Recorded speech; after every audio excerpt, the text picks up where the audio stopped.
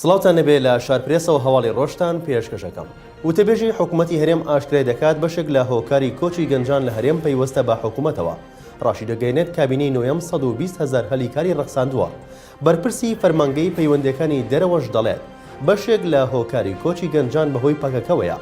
دکتۆر جوتیار عادل وتەبێژی حکوومەتی هەرێم ڕایگەیان حکوومەتی هەرێم گرفتی موچەی چارەسەر کردووە و دەستی بە چاکسازی کردو و بابەتی کۆچ وەک بابەتێکی سیاسی بەشێک لەلایەنە سیاسیەکان بەکاری دەهێنن بۆ مەرامی سیاسی خۆیان.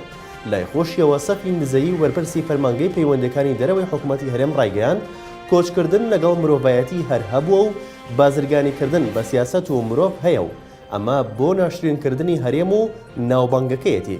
باز لەوەش دەکات لە هەرێمی کوردستان مەردارەکانیش لە شوێنێکەوە بۆ شوێنێکی دیکە کۆچ دەکەن. سەفی نزەیی هێمای بۆ ئەوەش کردووە بوونی پەکەکە لە بەشێکی ناوچە سنووریەکان هۆکاری کۆچی گەنجانە و بەشێکیشی دەگەڕێتەوە بۆ بازرگانی مرۆڤ و بەشێکی لایەنە سیاسیەکان هۆکارن و برە و بەم بابەتە دەدان. شیروان میرزا ئەندامی پێشووی لیژنەوەی دارایی لە پەرلەمانی عێراق دەڵێت لە دوای کۆتایی هاتنی ئەم ساڵیش بەغدا بابەند دەبێت بە ناردنی 200 میلیارد دینارەکە بۆ هەرێمی کوردستان، چونکە بەپێی یاسای 1/12 کار دەکات.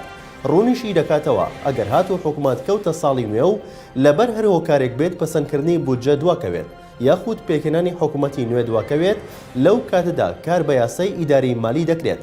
بە پێی وتەی ئەو پەرلەمانتاری پێشوو هیچ مەترسی یاخود کێشەیەک لەو بڕەپارەیە دانیە کە لە بودجەی ساڵی 2021 بۆ هەرێمی کوردستان تەرخان کراوە و بەغدا بەردەوام دەبێت لە ڕەوانەکردنی. ڕێزان شێخ دلێر ڕاوێژکاری مەکتەبی سیاسی یەکێتی نیشتیمانی کوردستان ڕای دەگەێنێت لە ئێستادا باڤڵ تاڵەبانی سکرتێری گشتی یەکێتی نیشتیمانی کوردستانە.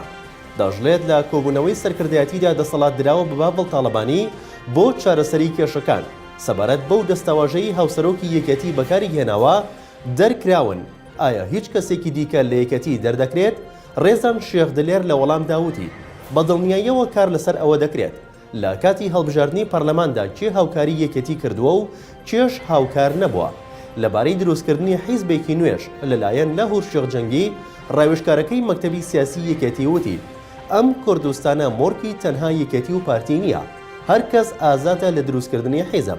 خودی لاهور شێخ جەنگیش کەسێکە ڕۆڵی هەیە لەناو کۆمەڵگادا و پێگەی دیارە و ئەوەش دەزانین چەندە کاریگەری هەبووە لەناو یەکێتیدا. بۆیە مافی خۆیەتی حیزبێکی نوێ دروست بکات لە دەرەوەی یەکێتی و هیچ ڕێگریەکیشی لێ ناکرێت. وتەبێژی بەڕێوەبەرایەتی پۆلیسی هاتوچۆی هەولێر ڕایگەیان کە ئێستا شۆفێران دەتوانن تابلۆی ئۆتۆمبیلەکانیان بگۆڕن بۆ تابلۆی باریک کە بە زمانی ئینگلیزی لە سەری نووسراوە. فازڵ حاجی وتەبێژی بەڕێوەبەرایەتی پۆلیسی هاتوچۆی هەولێر لە لاپەڕەی خۆی لە تۆڕی کۆمەڵایەتی فەیسبوک ئاگاداریەکی بڵاو کردوتەوە کە تێیدا هاتووە سەرجەم هاوڵاتیان و شۆفێران بە تایبەت ئەوانەی دەیانەوێت تابلۆی ئۆتۆمبیلەکانیان بگۆڕن بۆ باریک و بە زمانی ئینگلیزی ئاگادار دەکەینەوە کەوا دەتوانن ئێستا گۆڕینی تابلۆکانیان ئەنجام بدەن لە پاش دەرهێنانی دەفتەری خروجیە لە گومرگی هەولێر بۆ ئۆتۆمبیلەکانیان و دەژڵێت بە پێچەوانەی ئەو ڕێکارە هەر هاوڵاتیەک لە خۆیەوە بچێت دەستکاری تابلۆی ئۆتۆمبیلەکەی بکات یان لە جوانکاری ئۆتۆمبیل تابلۆکەی بگۆڕێت، تووشی سزادان دەبێت و بڕی سزاکەش دەگاتە 1 ملیۆن دینار. پۆلیسی سلێمانی لە ڕاگەندراوێکدا ئاشکرای کردووە دوای ئەوەی هاوڵاتیەک لە فولکەی نالی شاری سلێمانی بە فیشک کوژرا.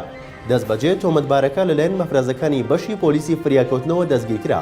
ئەمە لە کاتێکدا نیوەڕۆی ئەمڕۆ تۆمەتبارێک چۆتە سەر دوکانێک لە فولکەی نالی شاری سلێمانی و بە دەمانچە کەسێکی لە دوکانێکدا کوشتووە. دواتر هەڵهاتووە و لەو ڕۆژەوە پۆلیسی سلێمانی ڕایگەیاندووە دوای گەیشتنی هێزەکانی پۆلیس بۆ شوێنی ڕووداوەکە توانرا تۆمەتبارەکە لەلایەن مەفرەزەکانی بەشی پۆلیسی فریاکەوتنەوە دەستگیر بکرێت و دەستیش بگیرێت بەسەر ئەو دەمانچەوی کە تاوانەکەی پێ ئەنجام درراوە. پۆلیس دەڵێت لە ئێستادا تۆمەتبار با بڕیاری دادوەر و بەپێی مادەی 405 لە یاسای سزادانی عێراقی ڕاگیراوە و لەلایەن بنکەی پۆلیسی سەراوە پەڕاوی لێکۆڵینەوە بۆ ڕووداوەکە کراوەتەوە و لێکۆڵینەوە دەستی پێکردووە.